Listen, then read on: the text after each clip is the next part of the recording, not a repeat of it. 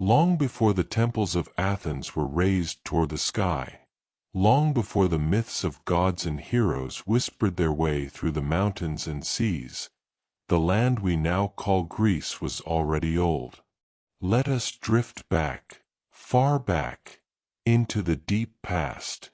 Tens of thousands of years ago, before writing, before cities, before recorded time, early humans found shelter in the caves and forests of what is now the Greek peninsula. Archaeologists have uncovered stone tools and fossil remains in Thessaly and Macedonia, dating to nearly 700,000 years ago, among the oldest evidence of human habitation in Europe. These early hominids, possibly Homo erectus, lived alongside saber-toothed cats and mammoths, moving with the rhythms of the seasons, leaving only stone flakes and burnt bones behind. As the millennia passed and the Great Ice Age receded, new groups arrived. Modern humans, Homo sapiens, who began to leave clearer signs of culture and belief. By around 32,000 BCE, they were painting the walls of caves in Cleopatra and making jewelry from seashells found on distant shores. The land was harsh, but the seas were generous, and these early Greeks were already learning to live by the water. The Mesolithic period, from roughly 9000 to 7000 BCE, brought small, coastal communities that relied on fishing, hunting, and gathering. One can imagine the hush of waves lapping at simple reed huts, the glow of fires flickering in the early evening, and the scent of roasting fish in the air. Then came the Neolithic Revolution, a slow and quiet shift that would shape the future forever. Around 7000 BCE, Greece saw the rise of farming communities. Seeds were planted in the soil, and the cycle of seasons took on new meaning. People began to settle in one place. In Sesklo and Dimini, two of the earliest known Neolithic villages in Thessaly, small homes made of mud brick and stone clustered together. Pottery emerged, simple, handmade bowls and vessels, each one etched with the care of a people learning to shape earth into utility. These early farmers raised goats and sheep, grew barley and wheat, and wove cloth from flax. Life was slower, quieter. With every passing year, their settlements grew more complex. Paths emerged between homes, shared granaries were built, and communal life began to take root. By 5000 BCE, the Neolithic cultures of Greece had become some of the most advanced in Europe. The people of Sesklo built homes with stone foundations and even multi-room structures. Their pottery became more intricate, with red and white swirling designs that hinted at a developing aesthetic sense. Burials became more ceremonial, with offerings placed alongside the dead, suggesting a belief in an afterlife, or at least a reverence for those who came before. As centuries turned to millennia, Greece entered the Chalcolithic, or Copper Age. Between 4500 and 3200 BCE, copper tools began to replace those of stone. Metal gleamed softly in the hands of artisans, and trade routes stretched across the Aegean and beyond. Obsidian from the island of Melos, copper from Cyprus, and exotic shells from far-off coasts found their way into the hands of Greek communities, suggesting a web of exchange that was both practical and cultural. By the end of the 4th millennium BCE, new cultural expressions began to rise in the Cycladic islands, the mainland, and on Crete. Though these would soon blossom into fully developed Bronze Age civilizations, their roots were nourished by these distant beginnings, by the quiet work of farmers and potters, by the steady rhythm of the sea, and by the whispered dreams of the ancestors. In this early age, There were no kings or written epics. Only the patient shaping of the land and the slow unfolding of a society that would, in time, become the cradle of Western thought. And so, as you close your eyes tonight, picture that world. Gentle hills beneath olive trees not yet cultivated, silent bays where small boats bob in shallow waters, and in the flickering glow of ancient hearth fires, a people slowly finding their place in the story of the world. Let the stillness of ancient Greece lull you into rest. The story is only just beginning. In the warmth of the Aegean sun, as winds whispered through olive groves and waves curled gently onto distant shores, a transformation quietly unfolded across the land we now know as Greece. The era of scattered villages and humble farms began to give way to something more structured, enduring, and grand. By around 3000 BCE, the people of the Cycladic islands, scattered like pearls across the Aegean, were already shaping a culture both elegant and mysterious. On islands like Naxos, Paros, and Kuros, these early Aegean seafarers carved their lives from marble and sea. Their homes were modest, but their art, especially their abstract marble figurines, was strikingly modern. Smooth, featureless faces, folded arms, a timeless elegance that would one day inspire modern artists like Picasso. Yet the Cycladic people left no written words. Only silent statues and scattered pottery, glimpses of lives long gone. To the south, across the bright waters, rose one of the most remarkable ancient civilizations the world had ever seen, the Minoans, on the island of Crete. By 2000 BCE, the Minoans had built palaces unlike anything in Europe. Not fortresses of war, but labyrinthine marvels of grace and complexity. The palace at Knossos, legendary home of King Minos, spread like a woven tapestry across the Cretan hills, with its vibrant frescoes, winding corridors, and vast storage rooms filled with oil, wine, and grain. The Minoans loved beauty. They painted dolphins leaping through blue waves, priestesses adorned in layered gowns, and scenes of daily life full of color and joy. Their language, linear A, remains undeciphered, a tantalizing secret kept by time. But their influence rippled outward, touching every shore the sea could reach. They traded with Egypt, the Levant, and even the Greek mainland. Their ships, swift and wide-sailed, carried more than goods, they carried ideas. And then, to the north, on the Greek mainland, the Mycenaean civilization began to rise. By 1600 BCE, towering citadels crowned the hills of Mycenae, Pylos, and Tiryns. Unlike the peaceful Minoans, the Mycenaeans were warriors and builders of stone. Their architecture was massive, walls so large they were said to be built by giants, the mythical Cyclopes.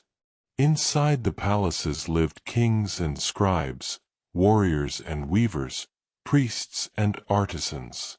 The Mycenaeans spoke an early form of Greek and used a script known as linear B, which scholars would eventually decipher, revealing inventories, offerings, and details of administration. Mundane perhaps, but deeply human. This was a time of gods and heroes, a world that would later inspire the tales of Homer, of Agamemnon, Achilles, and the long, echoing war at Troy. Whether legend or history, the lines blurred. But in the golden death masks unearthed from royal tombs, in the chariots etched on pottery, and in the grandeur of Mycenaean architecture, one sees a world both mythic and real. For several centuries, the Minoans and Mycenaeans coexisted, trading and influencing one another. But around 1450 BCE, disaster struck. A great eruption on the island of Thera, modern Santorini, sent ash across the skies. Tsunamis may have followed. The Minoan palaces fell silent.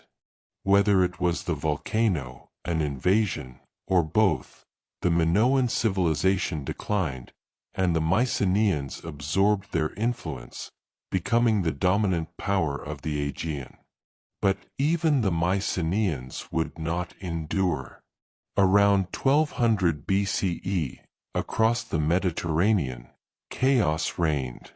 Cities burned. Trade collapsed. Empires crumbled. This was the Bronze Age collapse, and Greece was not spared. The Mycenaean palaces were abandoned, their writing forgotten, their kingdoms lost to time. Greece entered what historians call the Dark Age. For several centuries, much was forgotten. Writing disappeared. Monumental buildings ceased. But life continued, simpler, quieter. People moved to smaller villages, relied on oral tradition, and passed down memories not with ink, but with song. In this quiet darkness, the seeds of a new light were slowly taking root. Because from this darkness would emerge the stories that would define a civilization. Myths of Zeus and Hera. Tales of Odysseus and the Trojan War. The epics of Homer, sung not yet written, drifted through fireside gatherings, preserving memory in rhythm and rhyme. And so, as you rest, picture this ancient world not as silent ruins, but as a place full of life. Of artisans etching stories into clay, of ships slipping through morning mist, of fires flickering in palace halls, and of songs carrying memory through the centuries. The ancient civilizations of Greece were not just stepping stones. They were the very soul of the land, awakening something that would shape the world to come. As the stars glimmered softly over the Aegean Sea and olive trees rustled under a starlit breeze, the land of Greece slowly emerged from the long quiet of its dark age. Villages became towns, and stories became legends. From this stillness, new voices began to echo, of warriors, poets, and distant empires whose footsteps would leave deep impressions on the Greek soil. By around 800 BCE, the Greek world was stirring once again. The people began to write anew, this time with a borrowed alphabet from the Phoenicians. They built temples of marble, raised statues to honor unseen gods, and sent their ships across the waters in search of trade and land. Small city-states or polis, like Athens, Sparta, and Corinth, rose with distinct identities, each one a world of its own. But independence came at a price, and the Greek world, so often divided, would soon face those who marched from beyond its borders. The first major invader came not from the sea, but across the rugged plains of Asia Minor. In the 6th century BCE, the mighty Persian Empire, ruled by kings like Cyrus the Great and Darius I, had expanded across Mesopotamia, Egypt, and into the lands that touched the Aegean coast. Greek colonies in Ionia, on the western edge of modern-day Turkey, were absorbed into the Persian domain.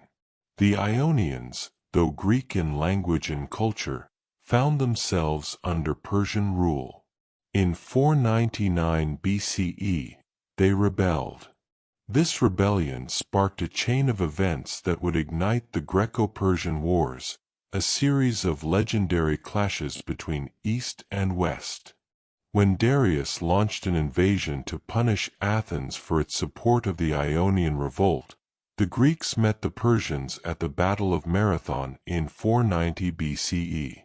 Against all odds, the lightly armed Athenians held the field.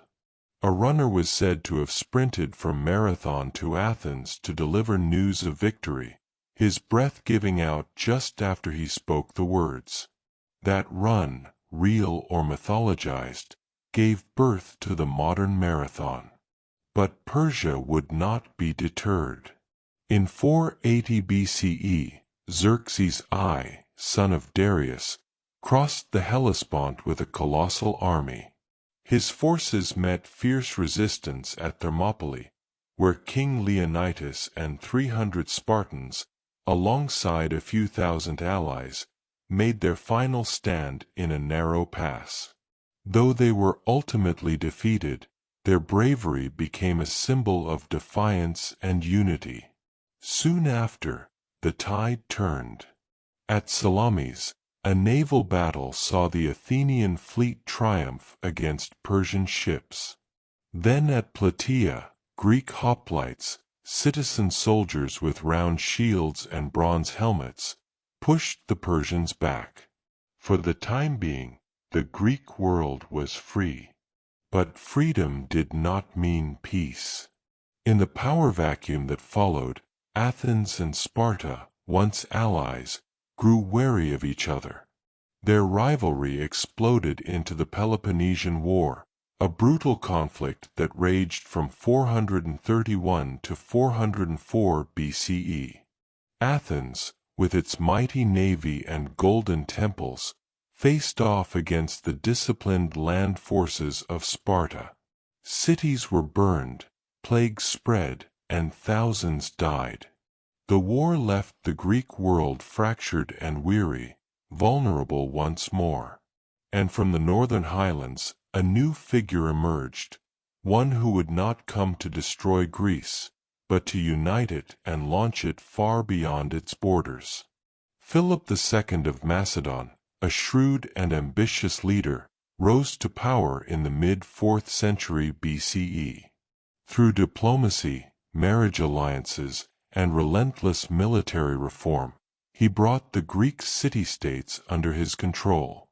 Though many Greeks saw the Macedonians as half-barbaric outsiders, Philip's vision was brilliant and organized. But it was his son, Alexander, who would carry that vision to the edge of the known world. In 336 BCE, after Philip's assassination, the young Alexander the Great, just 20 years old, ascended the throne. Within a decade, he would conquer the vast Persian Empire, sweep through Egypt, and reach as far as the Indus Valley. Though not a foreign invader to Greece, Alexander carried Greek culture, language, and ideals deep into Asia and North Africa. His conquests spread Hellenism, a blend of Greek and local traditions, across thousands of miles, forever changing the ancient world. But as empires often do, his shattered quickly after his death. His generals divided the lands. Greece itself fell back into the pattern of fragmentation and rivalry. Then, from the west, came the final and most enduring invader, Rome. Beginning in the 2nd century BCE, Rome turned its gaze eastward. It admired Greek culture, art, and philosophy, but hungered for its lands. By 146 BCE, after years of slow conquest and political maneuvering, Greece became part of the Roman Republic. The proud city of Corinth was sacked. Greek independence faded, absorbed into the vast web of Roman provinces. And yet, the conquerors were conquered in a different sense. Greek became the language of the Roman elite. Greek gods were renamed, their temples rebuilt. Philosophers, sculptors, and playwrights from the Greek tradition shaped Roman thought and expression. Even as Greece fell under foreign rule, its culture endured, like embers glowing long after the fire has dimmed. And so, in the stillness of the night, you can imagine the clatter of bronze armor, the sails of Persian ships, the cries from Marathon, and the whispers in Roman forums. Greece, though often conquered, never truly lost its voice. It whispered its way into the hearts of those who followed, leaving behind ideas more enduring than any empire. As dawn's first light gently warms the peaks of Mount Olympus, and the waves of the Aegean murmur against stony shores, Greece awakens to a time of brilliance. It is not the sound of conquest that now fills the air, but the hum of ideas, the chisel against marble, the rhythm of poetry, and the quiet stirrings of something rare and eternal, civilization in full bloom. Long before Greece's independence slipped beneath the Roman tide, it experienced a golden flourishing. Though the ancient Greek world was never a unified empire in the traditional sense, its influence spread far beyond its borders, not through domination alone, but through the soft power of thought, creativity, and shared identity. This era of expansion, both of territory and mind, was rooted in the rise of the polis, the Greek city-state. Each polis was a sovereign community, often fiercely independent, but united by shared language, religion, and customs. From Athens to Rhodes, Sparta to Delphi, these cities became radiant centers of innovation and cultural exchange. Among them, none glowed brighter than Athens in the 5th century BCE. In the aftermath of victory over Persia, Athens emerged as the leader of the Delian League, a confederation of city-states formed for mutual defense. Yet over time, this league morphed into an Athenian empire in all but name. Tribute flowed into the city, funding vast building projects, the greatest of which was the Parthenon, a marble temple crowned upon the Acropolis, gleaming in the Mediterranean sun. This was the age of Pericles, a period marked not only by imperial might but by cultural splendor. Under Pericles' guidance, Athens became the heartbeat of philosophy, drama, architecture, and democracy. Thinkers like Socrates, Plato, and Aristotle pondered existence beneath olive trees. Playwrights like Sophocles and Euripides told stories that still echo in theaters today. In this time, the idea of the citizen, active in public life and responsible for the fate of the city, came fully into being. Elsewhere, Sparta pursued a different kind of order. Its expansion was rooted in discipline and martial power. The Peloponnesian League, led by Sparta, counterbalanced Athenian dominance. Though Sparta resisted the cultural trappings of empire, its system of governance and military training became renowned across the Greek world. Its hoplites, citizen soldiers trained from youth, symbolized the steel within the Greek soul. Beyond the Greek mainland, expansion continued across the seas. The Greeks were not just philosophers and warriors, but seafarers and settlers. Greek colonies dotted the coasts of Italy, Sicily, Libya, Egypt, and even the distant shores of modern-day Ukraine. Cities like Syracuse, Marseille, and Byzantium, later to become Constantinople, were born of Greek ambition and maritime skill. In these far-flung outposts, Hellenic culture mingled with local traditions, creating rich tapestries of art, worship, and trade. But it was in Macedonia, in the north, where a new kind of Greek empire would take shape, one forged in the shadow of ambition. Under Philip II, Macedonia adopted Greek ways but added the discipline of a unified kingdom. And with his son, Alexander the Great, the reach of Greece would expand further than any had imagined.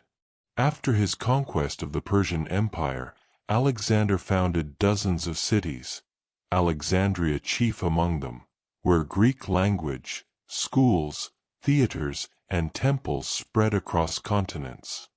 This was the beginning of the Hellenistic Age, a time when Greek culture radiated across the lands of Egypt, Mesopotamia, Persia, and beyond.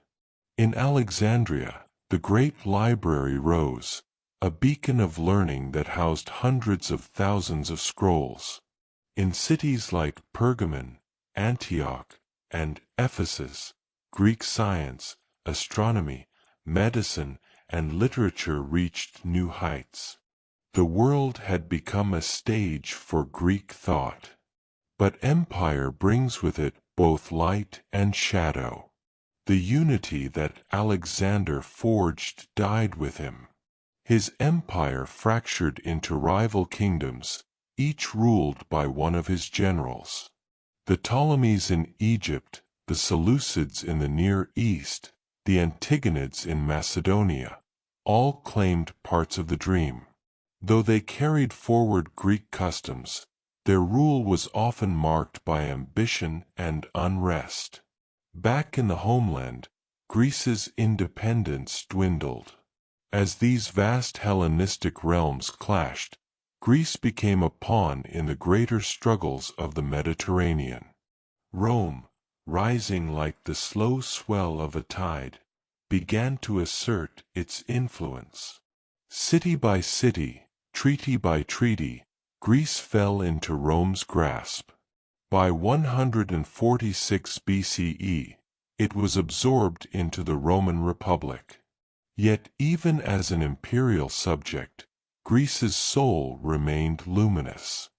Greek tutors taught the sons of Roman senators. Greek art filled Roman villas. Greek gods were absorbed into the Roman pantheon. The language of Plato and Homer remained the language of learning, and long after the marble statues began to crumble, the ideas they represented endured. It is in this way that Greece, though often fractured and invaded, became an empire of the mind, its boundaries not fixed by walls or armies, but by influence, inspiration, and the quiet pull of beauty and truth.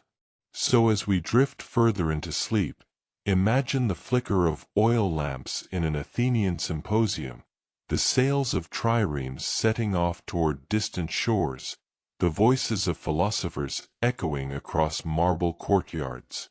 In empire and in thought, Greece expanded not just across the map, but into the memory of the world. In the quiet hush of the Mediterranean dusk, where the sea sighs against whitewashed stones and fig trees rustle in the evening breeze, the story of Greece shifts, away from grandeur and expansion, and toward a more somber yet no less noble chapter, the long, winding tale of resistance and rebellion.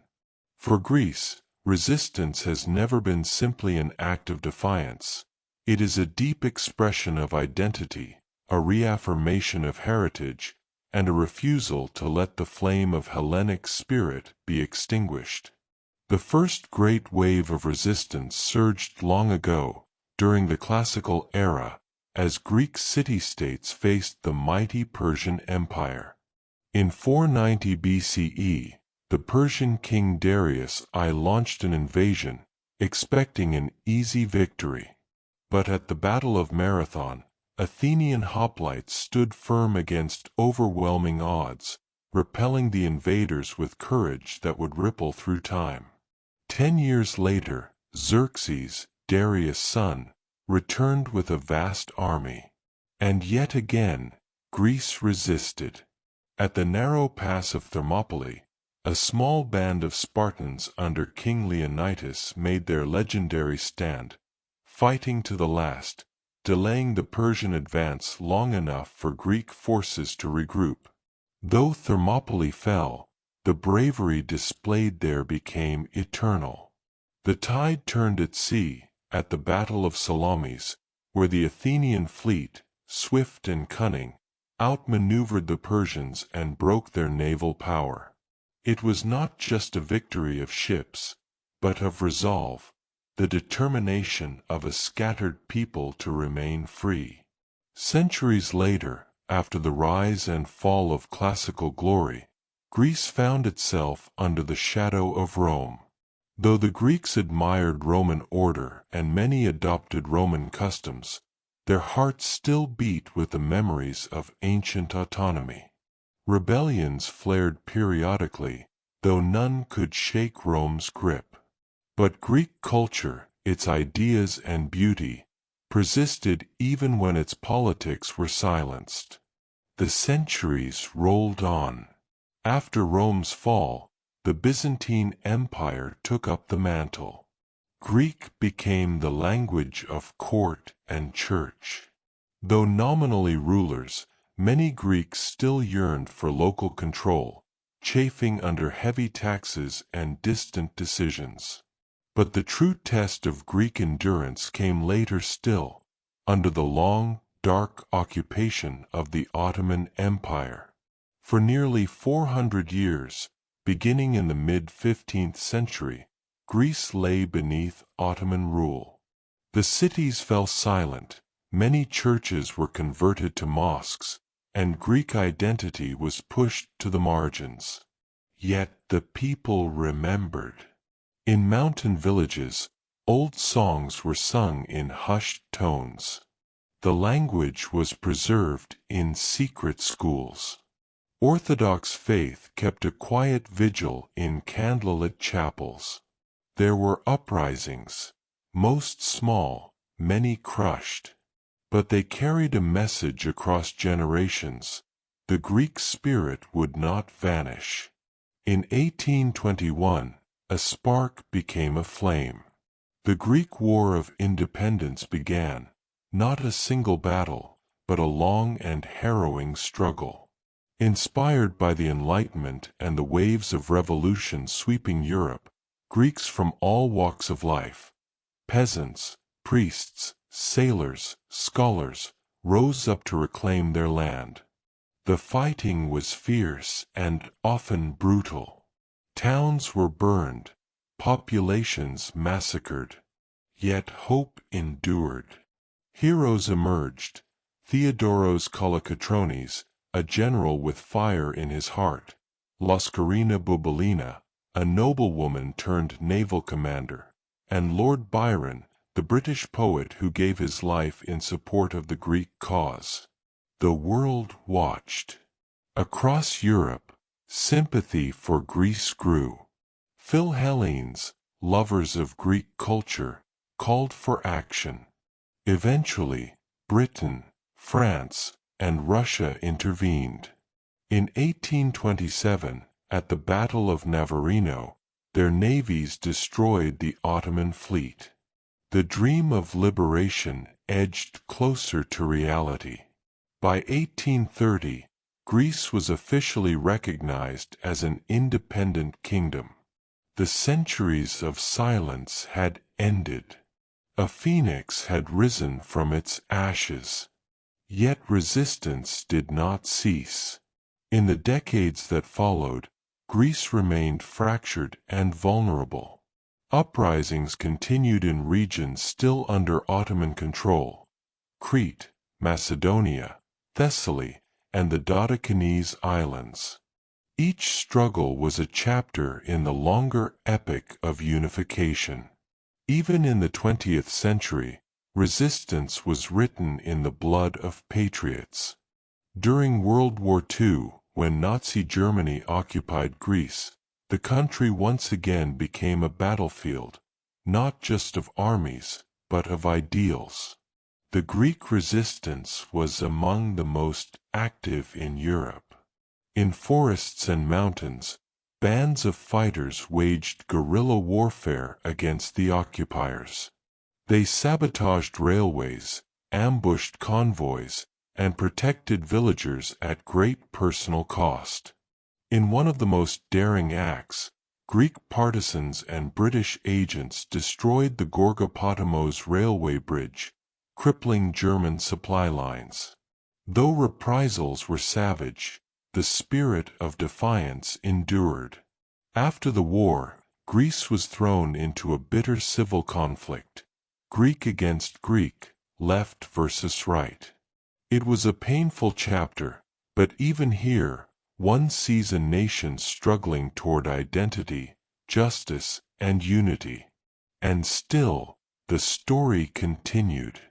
In 1973, resistance once again rose, this time against a military dictatorship.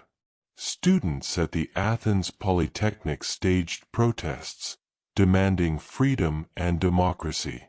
Tanks rolled in, shots rang out, but their courage broke the regime's hold. By 1974, democracy returned. Throughout its long and often turbulent history, Greece has resisted more than invading armies. It has resisted oblivion, oppression, erasure. Each time its freedom was threatened, it met the moment not just with swords and slogans, but with quiet acts of preservation. A song sung in secret, a poem passed from hand to hand, a church bell rung at dawn. Tonight, as you rest beneath imagined stars over the Aegean, remember that resistance can be quiet as well as loud.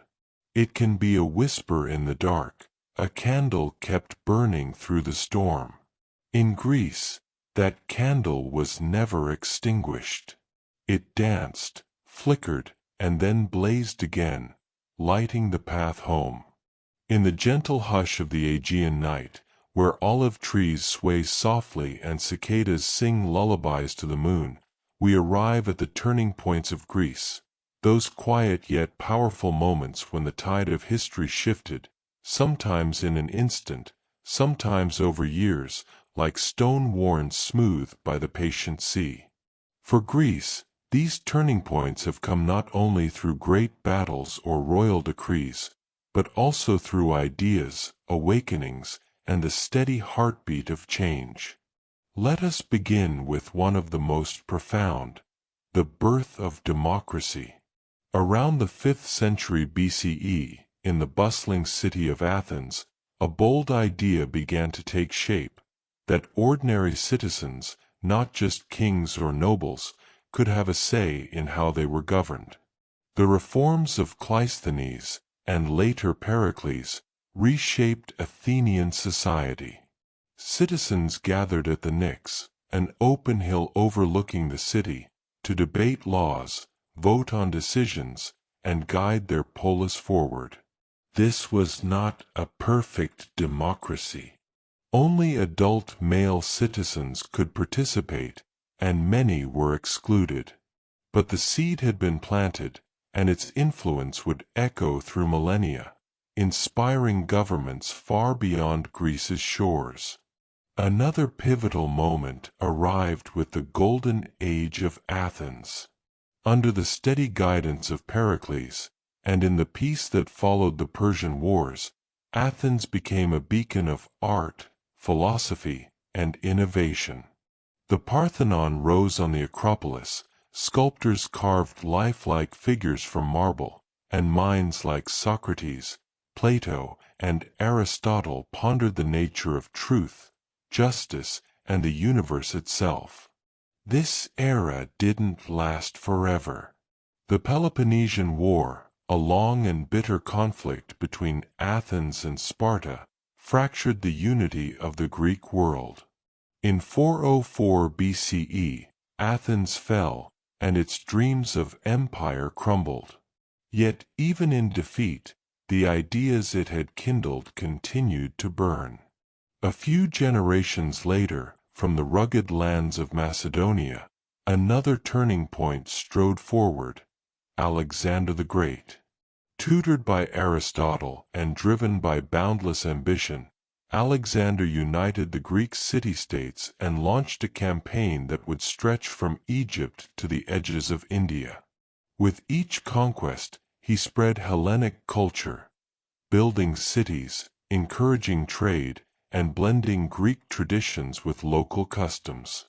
Though his empire fractured after his death, the Hellenistic era that followed was one of rich cross-cultural fusion. Science, literature, and philosophy flourished across the eastern Mediterranean and beyond. Centuries passed. Rome rose and Greece, once the teacher of the West, became a province in a growing empire. Yet here, too, a turning point emerged. The Greek language and thought so deeply influenced Roman education and theology that even as political power shifted, cultural influence endured. A quieter but transformative shift came with the spread of Christianity. The New Testament was written in Greek, and as the Byzantine Empire rose, with Constantinople as its heart, Greek orthodoxy took root. The faith shaped rituals, art, and daily life, weaving spiritual threads into the fabric of the Greek soul. The fall of Constantinople in 1453 to the Ottoman Turks marked a dark turning point. Much of Greece fell under Ottoman rule. Yet even here, amid suppression, new paths were quietly forming. Greek communities kept their identity alive through secret schools and whispered stories. Resistance brewed not only in swords but in songs and scripture. The 19th century would bring one of the most celebrated shifts, the Greek War of Independence. Sparked in 1821 and fueled by centuries of longing, it marked the rebirth of a nation. Though bloody and uncertain, it succeeded. By 1830, Greece stood free once more. It was a rebirth in more ways than one, a new state, a reclaimed language, a proud memory of what had been. But independence was only the beginning of new turning points. Throughout the late 19th and early 20th centuries, Greece sought to reclaim lost lands and unite all Hellenic peoples. The Balkan Wars, the First World War, and the Asia Minor catastrophe in 1922 all reshaped its borders and its psyche. In that final tragedy, hundreds of thousands of Greeks were displaced from Turkey, and the ancient city of Smyrna, a longtime center of Greek life, was lost in fire and sorrow. Greece grappled with these changes. The interwar years were marked by instability, shifting governments, and economic hardship. Then came World War II, and with it, occupation. The Nazis marched into Athens in 1941. The Acropolis, that ancient crown, bore the swastika. But a different kind of banner would rise. In May of that same year, two young Greeks, Manolis Glizos and Apostolos Santas, climbed the Acropolis under the cover of darkness and tore down the Nazi flag. It was a symbolic act, but it sparked hope across a wounded land. Resistance grew. After the war, however, Greece descended into civil conflict between royalists and communists. This brutal period ended in 1949, but left deep scars that would take decades to heal. By the 1970s, Greece faced another internal reckoning. A military junta had seized control. But the students of the Athens Polytechnic would rise in protest. In 1973, their defiance was met with violence, but it helped bring the dictatorship to its knees. In 1974, democracy returned. Since then, Greece has walked a new path, joining the European Union, hosting the 2004 Olympic Games, and weathering deep economic crises. Each step has come with its challenges, but the enduring spirit remains. Each of these moments, Athens' first vote, Alexander's dream, the flames of Smyrna, the fall of dictators, have turned the course of the Greek story. Not always toward ease, but always toward something more whole, more fully realized. And now, as you gently drift toward sleep, think of Greece not as a straight line, but as a winding path carved through time, one shaped by courage, questioning, and countless new beginnings. A path not unlike your own. As the stars cast their quiet shimmer over the Aegean Sea, and the warm evening air wraps around olive groves and stone villages, we turn now to the voices of the people, the quiet storytellers of Greece's long, winding tale. For it was never only kings or conquerors who carried Greece forward, but the poets, farmers, sailors, philosophers, and freedom fighters. It was the weaver humming old songs in the hills of Epirus, the fisherman casting his net off the coast of Crete, the mother lighting candles in a village chapel. These were the souls who breathed life into the land. Long before the rise of cities, Greece was a world of oral tradition. Stories passed from mouth to mouth, hearth to hearth. The epic poems of Homer, once recited by traveling bards, were shaped by countless voices before ever being written. They told of honor, struggle, and the eternal pull of home. In the Odyssey, it was not the battlefield but the journey, the longing, and the human heart that stood at the center. Through the ages, Greek voices found countless forms. There were the playwrights of Athens, Euripides, Sophocles, and Aristophanes, who brought to the stage not only gods and heroes, but the deep questions of society. Their tragedies and comedies echoed with themes still familiar today: war, pride, justice, and the fragile nature of joy. Then there were the philosophers, not lofty figures in marble halls, but often teachers who walked with students beneath fig trees and starlit porticos. Socrates, who asked the uncomfortable questions. Plato, who imagined perfect forms. Aristotle, who catalogued the wonders of nature. They were voices seeking truth, even when truth was elusive. But the people's voices were not only those of thinkers and poets. In mountain villages, grandmothers, called yayas, told fairy tales to sleepy-eyed children. Tales of clever foxes, dancing shadows, and tragic lovers. In seaside towns, men played bouzouki beneath lantern-lit cafes, singing songs of lost love and distant lands. In monasteries high on cliffs, monks chanted prayers in ancient Greek, their voices rising like incense into the morning mist. When Greece fell under Ottoman rule, the people's voices turned to resistance. Folk songs called deimotica kept history alive, hidden in metaphors and rhythm. One ballad might mourn a lost love, but beneath the melody was a cry for freedom. Even under watchful eyes, the soul of the nation sang softly, waiting for the right moment to rise. In the 19th century, poets like Dionysios Solomos gave that spirit new words. His hymn to liberty became the national anthem, echoing across hills and harbors as Greeks fought for independence. "From the bones," he wrote, "of the Greeks arisen." The line captured a nation reborn through memory and sacrifice.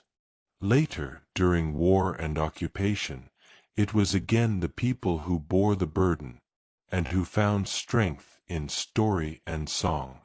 The poet Yannis Ritsos, imprisoned for his beliefs, wrote verses on cigarette papers and scraps of cloth. Nikos Kazantzakis, whose Zorba the Greek would capture the world's imagination, celebrated life's wild dance in all its joy and sorrow. And then came the voices of the 20th century, strong, proud, defiant. Women marching in protest. Farmers defending their land. Students singing of freedom in the face of tanks. Greece again and again found its voice not in silence, but in the refusal to forget who they were. Even today, in busy Athens cafes, in island kitchens, and in the gentle hush of village squares, the people speak.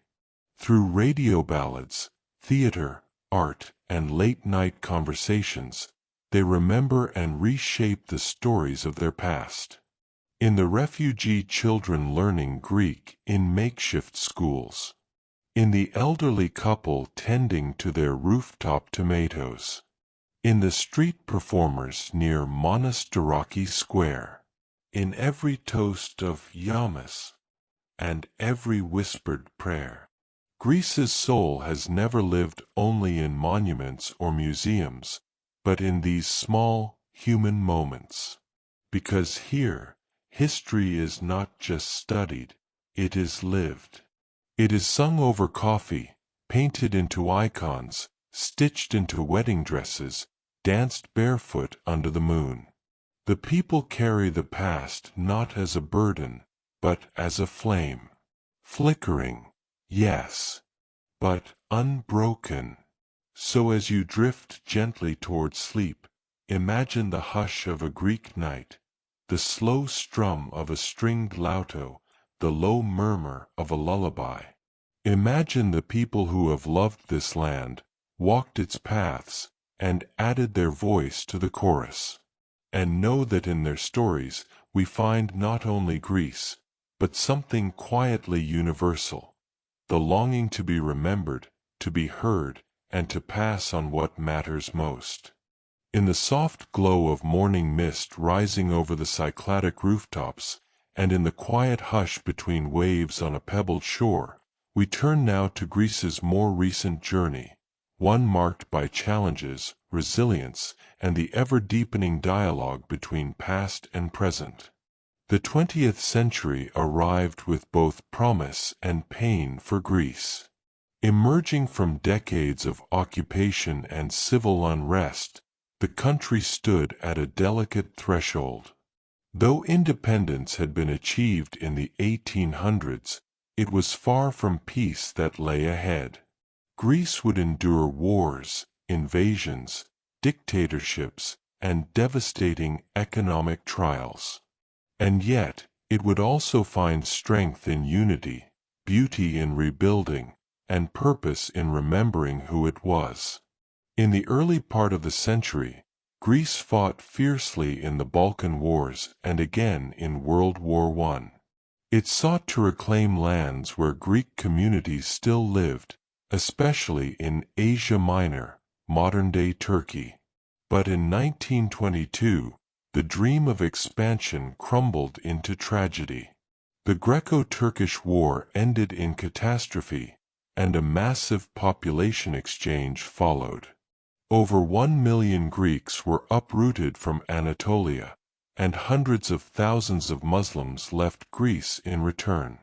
These events, known simply as the catastrophe, left deep emotional and cultural scars. Cities like Thessaloniki and Athens absorbed waves of refugees, changing forever the rhythm of urban life. The wounds had hardly healed when the Second World War arrived. In 1940, Greece stood firm against fascist Italy's invasion, a defiant no, or oxy, that echoed proudly through the mountains. But soon, Nazi Germany occupied the land. Entire villages were razed in reprisal, and famine gripped the cities. Still, resistance bloomed. Men and women of all backgrounds joined partisan groups, hiding in forests, passing messages, and sabotaging enemy lines. Greece became one of the most active resistance theaters in Europe, even as it suffered under the weight of brutal occupation. Yet when the war ended, peace did not immediately follow. From 1946 to 1949, Greece was torn by civil war. The conflict pitted communist partisans against the government, backed by Western allies. Families were divided. Entire regions were ravaged. It was a painful chapter, one that left deep divisions in society for decades to come. In the post-war years, Greece slowly rebuilt. The 1950s and 60s brought economic growth, fueled in part by tourism and migration. Many Greeks left for Australia, the United States, Canada, and Germany, seeking better lives. Others stayed and watched as their cities modernized, roads stretched across ancient hills, and the rhythms of daily life began to shift. But just as Greece began to find its footing, another dark shadow fell. In 1967, a military junta seized power. For 7 years, democracy was suspended. Censorship was imposed. Political dissenters were imprisoned, exiled, or silenced. The people endured in quiet defiance, through poetry, whispers, and underground radio broadcasts. In 1973, students at the Polytechnic University in Athens staged a protest that would become legendary. Their bravery marked the beginning of the junta's end. By 1974, democracy was restored. A new republic was born, and a new constitution soon followed. Greece took its place in the European family, joining the European Union in 1981. There was a sense of hope, of returning to the world stage not as a relic of the past, but as a nation ready to shape its future. But even in modern times, struggles persisted. In 2008, a global financial crisis struck, and Greece was especially hard hit. Years of fiscal mismanagement, rising debt, and a bloated public sector left the country vulnerable. As banks collapsed and austerity measures were imposed, everyday Greeks felt the weight. Pensions were slashed. Unemployment soared. Families lost homes. Young people left in droves, seeking work abroad.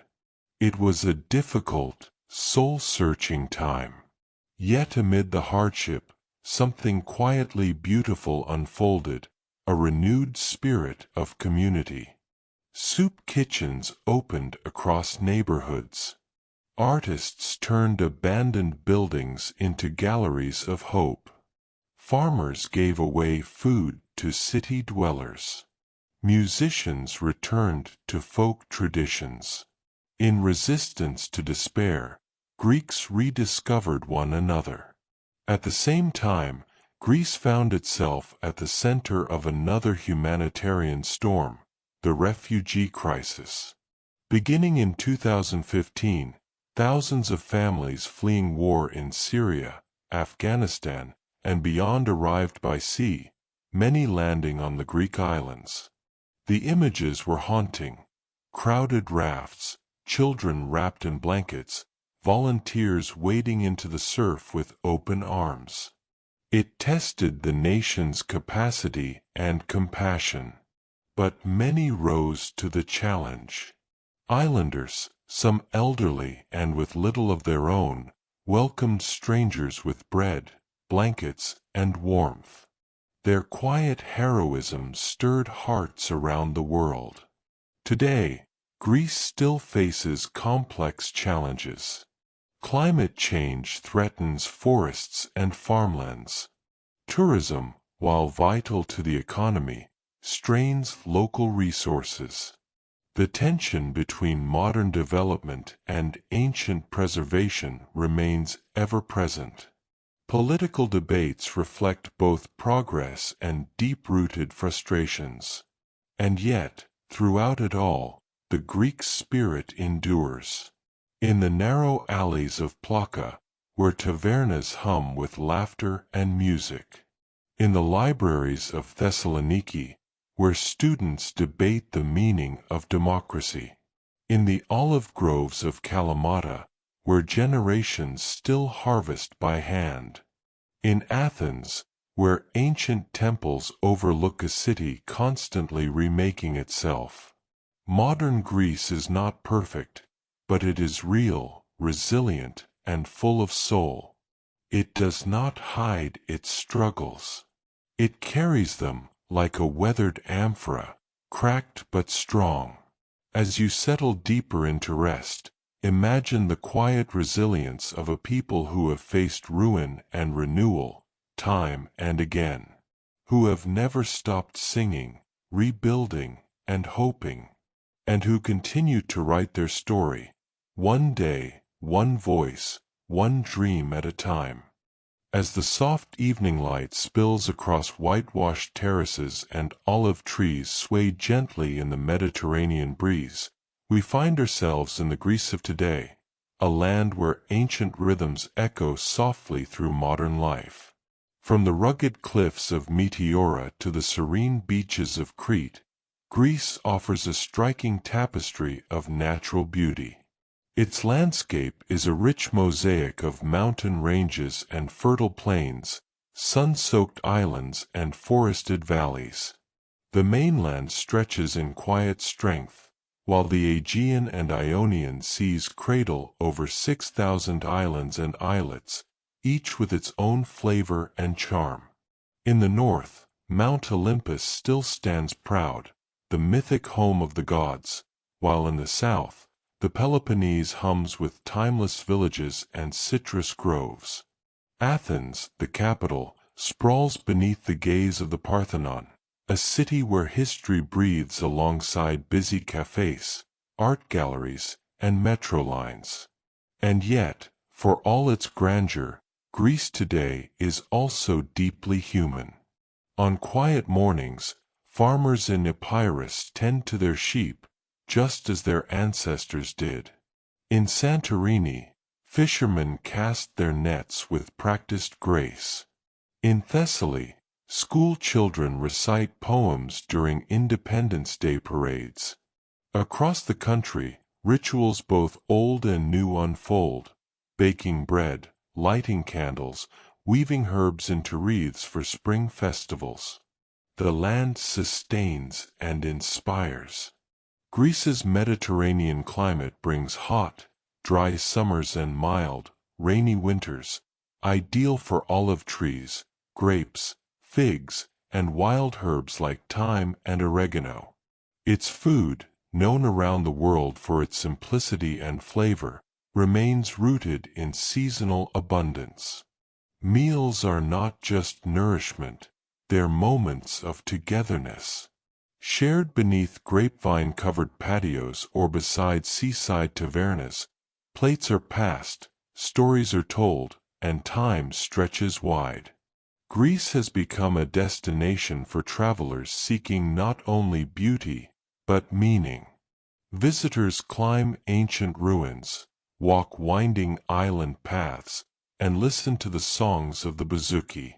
Yet tourism, while vital, also brings challenges, especially in popular hotspots like Mykonos and Rhodes. Locals work to balance welcome with preservation, seeking to protect the very magic that draws the world in. Culturally, Greece pulses with creativity. Its people are not trapped by the past, they are shaped by it. Contemporary artists in Athens explore themes of migration and memory. Filmmakers tell tender stories of small towns and big dreams. Writers craft novels that braid myth with modernity. Even street art, blooming on old stone walls, pays homage to gods and revolutionaries, fishermen and philosophers.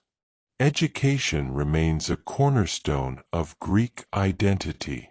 From small island schools to sprawling universities, students engage with both classical heritage and contemporary ideas. The Greek language itself, so lyrical and ancient, is taught with care. It connects generations, carrying echoes of Plato and Homer in everyday conversation. Faith also flows gently through the land. Though officially a secular state, the Greek Orthodox Church remains deeply woven into daily life. Bells ring through quiet mountain villages. Icons rest in roadside chapels. Families gather for Easter with reverence and joy, watching the midnight sky bloom with candlelight. Technologically, Greece is stepping forward, embracing innovation while honoring tradition. Urban centers are investing in renewable energy, digital infrastructure, and green transport. In rural areas, farmers use apps to track weather and harvests. Startups blossom in Thessaloniki and Athens, where young entrepreneurs blend history with modern vision. Yet, like any country, Greece faces its share of struggles. Youth unemployment remains high. The scars of economic crisis linger. Wildfires and extreme heat, intensified by climate change, threaten forests and homes. Migration continues to test the nation's capacity for care and integration. Still, through it all, the Greek people remain rooted in something quietly powerful, a sense of philoxenia, or love for the stranger. It is not merely hospitality, it is a way of being. A belief that every guest deserves a warm welcome, a plate of food, a story shared. Walk through a village at dusk, and you might be invited to sit beneath a fig tree. Step into a church during a weekday, and someone may light a candle for you.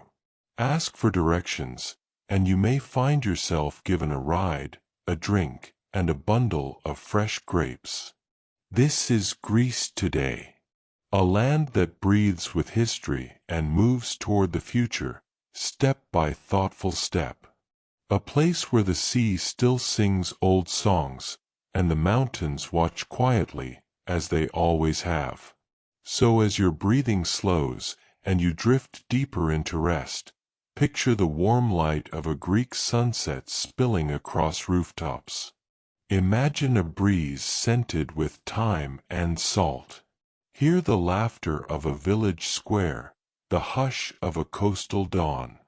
You are in a land where memory and presence live side by side, where the story never truly ends, because the land itself continues to speak. As the moon casts its gentle glow over olive groves and quiet courtyards, Greece looks toward tomorrow with a quiet kind of hope, a hope shaped by its long past, but not confined by it. In the hearts of many Greeks, there is a yearning, not just for progress or prosperity, but for something deeper, a renewal of harmony between the old and the new. The hope that ancient wisdom might guide modern choices, that resilience, passed down through centuries, might meet the challenges of today with grace and strength. Young people across the country are dreaming boldly. Some are staying, some are returning, and others are building bridges between Greece and the world. They are reviving small towns with ecotourism and remote workspaces, opening bookstores on islands, planting new vineyards in ancient soil. Many are returning to the land, not to escape modern life, but to root it more deeply. There is hope in the movement toward sustainability. Rooftop gardens in Athens. Wind farms in the Cyclades. local markets flourishing with organic produce. A growing awareness that the beauty of Greece, its seas, its forests, its sacred silence, must be protected not just for today, but for generations to come. Hope blooms in education, too. In classrooms where students learn coding beside classical literature. In universities where archaeology and artificial intelligence exist side by side. In language programs that keep ancient Greek alive, not just as a museum piece, but as a living, lyrical thread through time. The arts remain a powerful vessel of expression and healing. Painters, poets, dancers, and playwrights continue to reflect the complexities of life in modern Greece. Through their work, they imagine new futures, futures where identity is fluid, where memory becomes inspiration, and where borders are more bridge than barrier. Politically, the path ahead is not always clear. Greece, like many nations, faces uncertainty. Climate change, economic shifts, global conflicts, all cast long shadows. But within civil society, there is motion. Local initiatives to restore ancient footpaths. Grassroots campaigns to preserve dialects and crafts. Community centers offering support to refugees and the elderly alike. There is also hope in Greece's quiet diplomacy, its role as a cultural ambassador, a peaceful neighbor, a steward of wisdom older than empires. The Greek people understand, perhaps better than most, that time is not a straight line. That healing takes time. That cycles repeat, but so too does renewal. Greece's islands, cities, and mountains all whisper the same gentle promise, that even through hardship, beauty endures. That stories continue to unfold. That tomorrow is not just a continuation, but a chance to begin anew. And so, in the hush of night, we imagine what that tomorrow might look like. A child in Corfu learning to code, and then climbing a fig tree. A grandmother in Naxos teaching her granddaughter the steps to an old folk dance. Solar panels shimmering on Santorini's rooftops. A poem written in Thessaloniki, carried across the sea. The spirit of Greece, resilient, poetic, sun-drenched and wind-worn, moves forward, step by steady step. So let your thoughts rest now on soft waves and starlit skies. Picture distant bells ringing in the hills. Imagine lanterns flickering at the edge of the sea. And know that somewhere under that same moon, the story of Greece continues, full of hope, full of light. Good night.